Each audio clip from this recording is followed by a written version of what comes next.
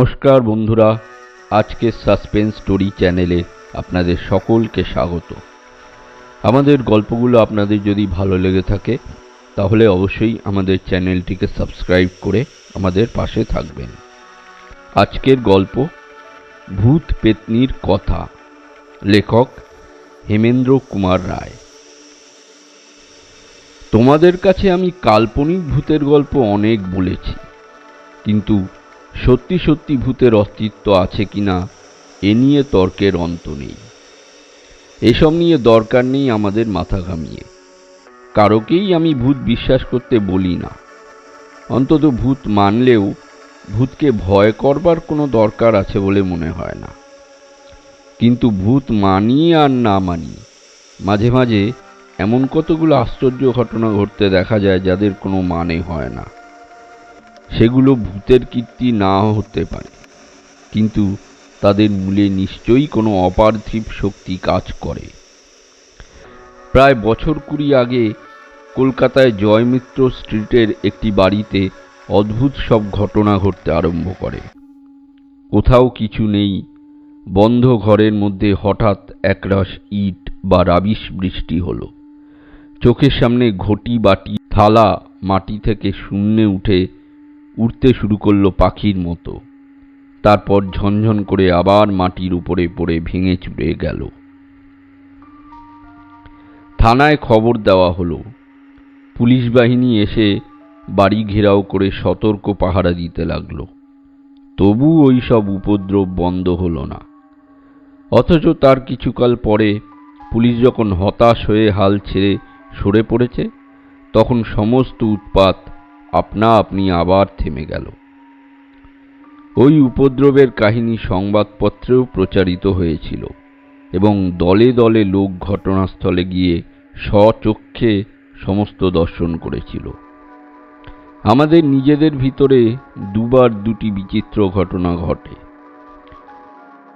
অনেকদিন আগে আমরা রাওয়ালপিন্ডিতে গিয়ে 1 বছর বাস করেছিলাম। পরিবারের মধ্যে বাবা, মা, আমি আর 2 বোন।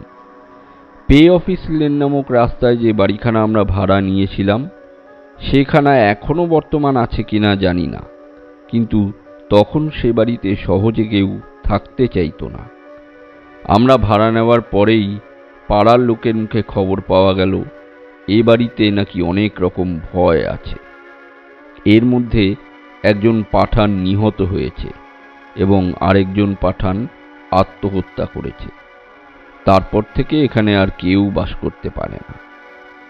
বাবা কিন্তু ওসব কথা গ্রাহ্যের মধ্যে আনলেন না। আমার বয়স তখন অল্প, সব কথা ভালো করে মনে হয় না, তবে কোনো কোনো ঘটনা এখনো ভুলিনি। এক রাত্রে মায়ের ডাকাডাকিতে আমাদের ঘুম ভেঙে গেল। বাবা বিছানার উপরে উঠে বসলেন, বললেন, ব্যাপার কি? মা বললেন, দেখবে এসো। আমাদের শোবার ঘরের সামনেই ছিল একটা দালান, তারপর উঠোন, এবং উঠোনের 3 দিকে কয়েকখানা ঘর। বাবা ও মা ঘর থেকে বেরিয়ে গেলেন, আমিও গেলাম তাদের পিছনে পিছনে। দালান থেকে বেরিয়েই অবাক হয়ে দেখলাম উঠোনের উপরে মাটি থেকে প্রায় 4 হাত উঁচুতে জ্বলছে আশ্চর্য একটা আলো। দেখলেই বুঝতে বিলম্ব হয় না যে প্রদীপ, বাতি, লণ্ঠন বা মশাল থেকে সে আলোর উৎপত্তি নয়। নীলাভ আলো, আকার ক্রিকেট বলের মতন। চাঁদের কিরণে ধবধবে উঠোনের উপরে আলোটা এদিক থেকে ওদিক পর্যন্ত নেচে বেড়াচ্ছে এবং মাঝে মাঝে একটা ঘরের দরজার কাছে গিয়ে যেন ঠক্কর খেয়েই আবার ফিরে আসছে। মায়ের বাধা না মেনে বাবা উঠোনের দিকে অগ্রসর হলেন। আলোটাও হঠাৎ নিভে গেল। তারপর কয়েক রাত ধরে আরেক রকম কাণ্ড। গভীর রাত্রে উঠোনের ধারের ঘরগুলোর দরজায় শিকল বেজে ওঠে ঝনঝন ঝনঝন। বাবা বাইরে ছুটে যান, কিন্তু কারোকে দেখতে পান না। হয়তো বাইরের দুষ্টু লোক এসব ভয় দেখাচ্ছে এই ভেবে ভেতরে ঢুকবার 2 দরজায় তালা চাবি লাগানো হলো, কিন্তু তবু থামল না শিকল সঙ্গীত। মা তো ভয়ে সারা। বলেন, এ অলক্ষণে বাড়ি ছেড়ে চলো। বাবা কিন্তু অটল, বলেন, আলো দেখিয়ে আর শিকল বাজিয়ে কোনো পাঠান ভূত আমাকে ভয় দেখাতে পারবে না। পাঠান ভূতেরা শেষটা হতাশ হয়ে আলো দেখানোর ও শিকল বাজানোর কাজে ইস্তফা দিল। দ্বিতীয় ঘটনাটি গুরুতর এবং ঘটনাস্থল হচ্ছে কলকাতা। আমাদের পৈতৃক বসতবাড়ি ছিল পাথুরিয়া ঘাটায়, 3 মহলা বাড়ি, তারপরে একটা হাত দেড়েক চওড়া খানা, তারপরে আমাদের দূর সম্পর্কীয় আত্মীয়দের 1.5-3 খানা বাড়ি।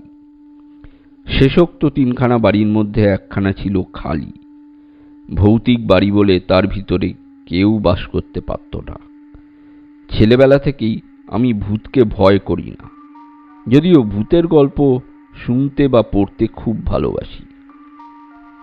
মনে আছে, বালক বয়সে একদিন কৌতূহলী হয়ে ছাদ থেকে পাঁচিল বেয়ে সেই হানাবাড়িতে নেমেছিলাম।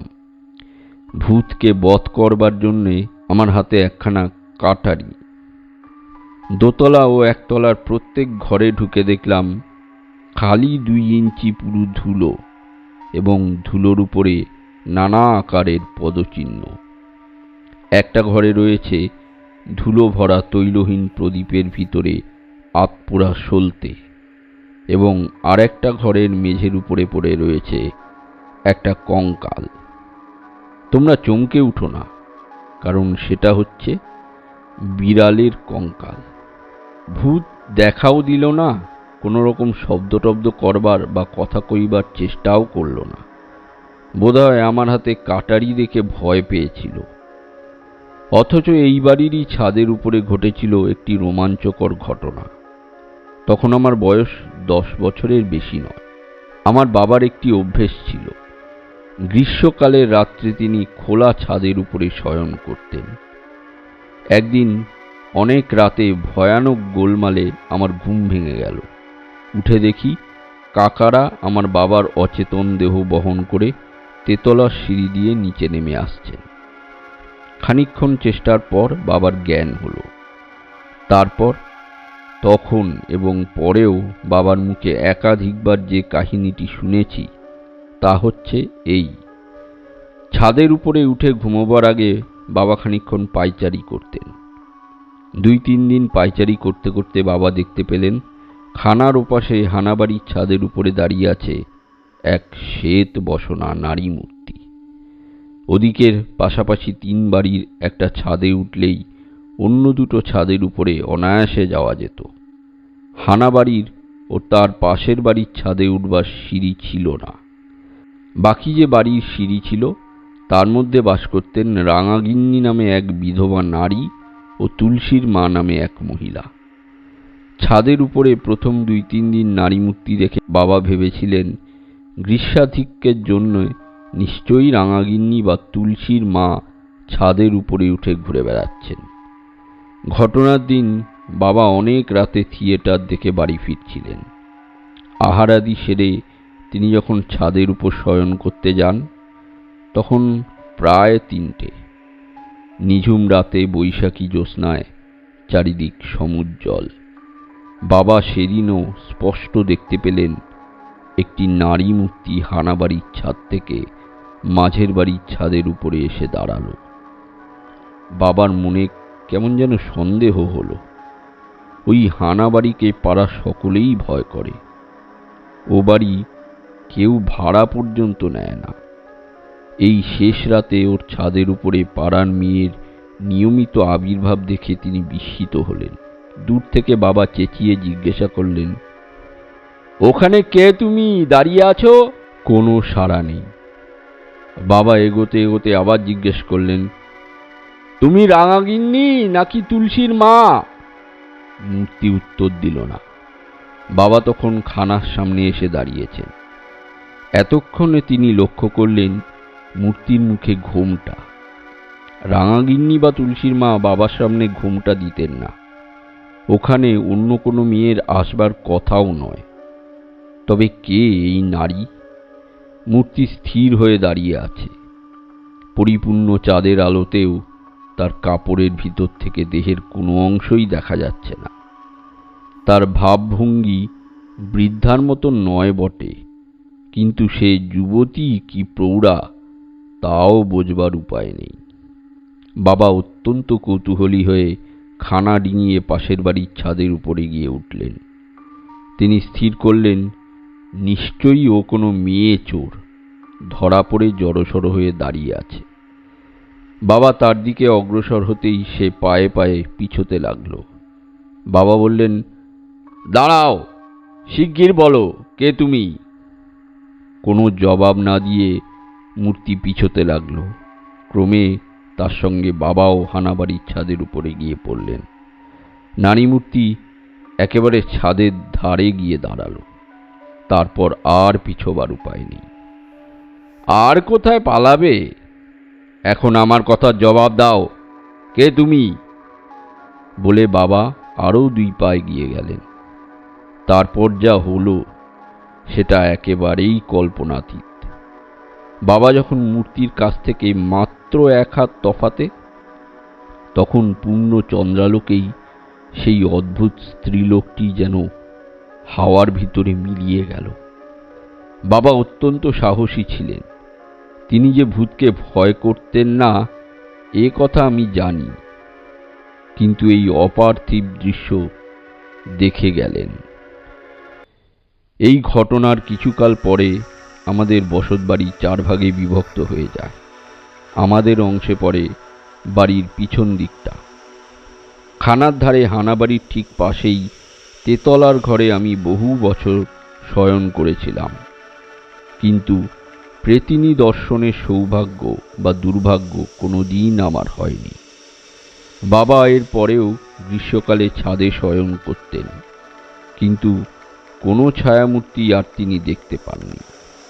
হানাবাড়িখানাও পরে সংস্কার করে ভাড়া দেওয়া হয়েছিল, কিন্তু ভাড়াটিয়া ভূতের ভয় পেয়েছে বলে অভিযোগ করেনি। বাবা ছিলেন অত্যন্ত সত্যবাদী, নির্ভীক, স্বল্পবাক ও গম্ভীর প্রকৃতির মানুষ। তিনি যে মিথ্যা ভয় পেয়েছিলেন বা কাল্পনিক গল্পকে সত্য বলে চালিয়েছিলেন, এমন অসম্ভব কথা আমি স্বপ্নেও বিশ্বাস করতে পারি না। এতক্ষণ আপনারা শুনছিলেন হেমেন্দ্র কুমার রায়ের লেখা গল্প ভূত পেতনির কথা। গল্পটা বা ভিডিওটা যদি ভালো লেগে থাকে তাহলে অবশ্যই লাইক, শেয়ার, কমেন্ট করে দেবেন। ধন্যবাদ।